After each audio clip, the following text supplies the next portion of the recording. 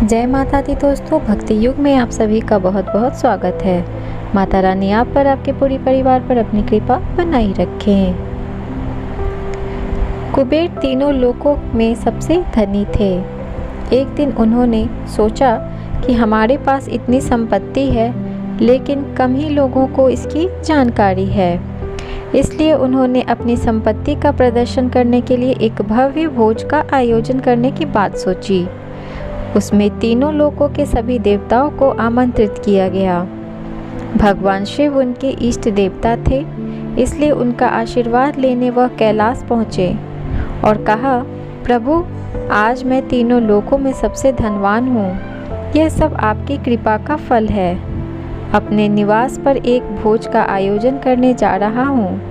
कृपया आप परिवार सहित भोजन में पधारने की कृपा करें। भगवान शिव कुबेर के मन का अहंकार ताड़ गए। बोले, वत्स, मैं बूढ़ा हो चला हूँ, कहीं बाहर नहीं जाता। कुबेर गिड़गिड़ाने लगे, भगवान, आपके बगैर तो मेरा सारा आयोजन बेकार चला जाएगा। तब शिव जी ने कहा, एक उपाय है। मैं अपने छोटे बेटे गणपति को तुम्हारे भोज में जाने को कह दूंगा। कुबेर संतुष्ट होकर घर लौट आए। नियत समय पर कुबेर ने भव्य भोज का आयोजन किया। तीनों लोकों के देवता पहुंच चुके थे। अंत में गणपति आए और आते ही कहा, मुझको बहुत तेज भूख लगी है, भोजन कहाँ है?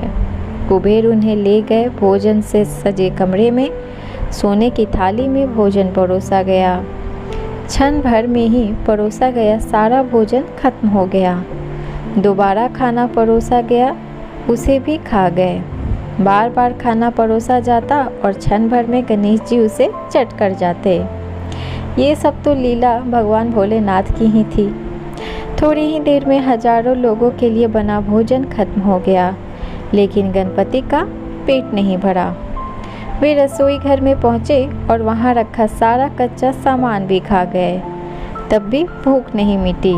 जब सब कुछ खत्म हो गया तो गणपति ने कुबेर से कहा, जब तुम्हारे पास मुझे खिलाने के लिए कुछ था ही नहीं, तो तुमने मुझे न्योता क्यों दिया था? तो फिर कुबेर का अहंकार चूर चूर हो गया और वो बस देखता ही रह गया और मन ही मन कुछ ना बोल सका।